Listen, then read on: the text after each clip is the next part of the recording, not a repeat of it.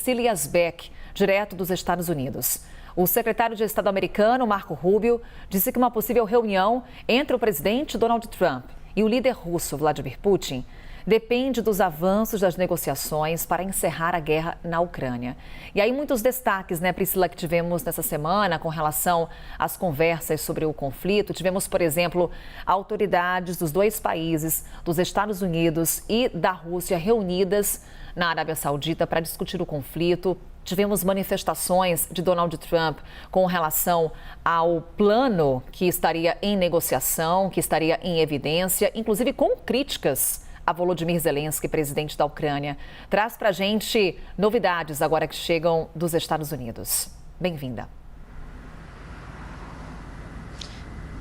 Oi, Carol, bom dia a todos que nos acompanham. Polêmicas, inclusive, essas declarações de Donald Trump, que acusou Volodymyr Zelensky de ser um ditador sem eleições. E depois dessa troca de farpas, então, o secretário de Estado, Marco Rubio, disse que uma reunião entre Trump e o presidente russo, Vladimir Putin, vai depender de algum progresso para acabar com a guerra na Ucrânia. Ele disse que discutiu essa reunião com Sergei Lavrov, que é o ministro de Relações Exteriores da Rússia, então sua contraparte russa, e nessa reunião eles falaram que não vai haver uma conversa entre Putin e Trump enquanto os Estados Unidos não souberem sobre o que será essa reunião. Lembrando que Donald Trump conversou por telefone com Vladimir Putin por 1h30 na semana passada, o que desencadeou toda essa percepção de que Donald Trump está conversando mais com os russos do que com os ucranianos para falar sobre uma solução para essa guerra que já dura mais de 3 anos. Rubio também falou que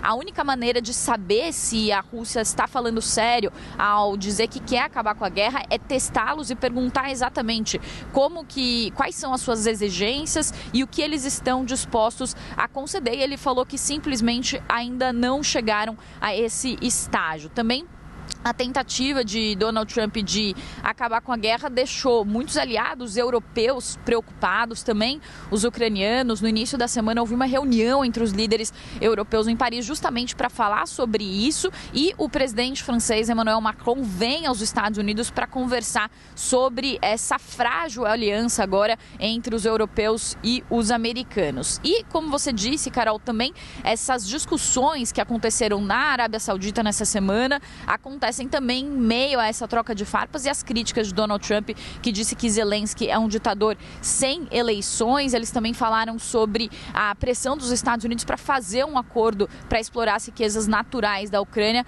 para pagar pelas dezenas de bilhões de dólares que os Estados Unidos forneceram ao longo da guerra. Carol, volto com você.